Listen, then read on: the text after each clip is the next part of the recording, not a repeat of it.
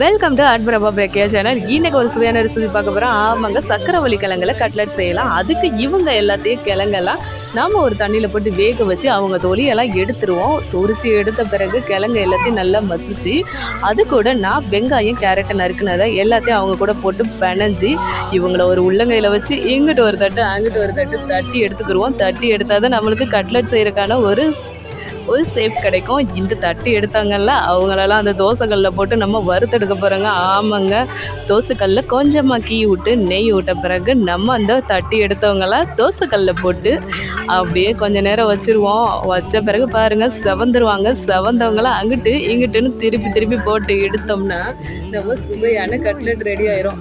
தோசைக்கல்லில் செவந்து இருக்கிறவங்கள ஒரு பிளேட்டுக்கு மாற்றிக்கிடலாம்.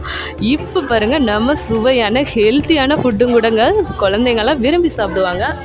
ஸோ ஹெல்த்தியான சக்கரவள்ளி கிழங்கு கட்லெட் ரெடி. நம்ம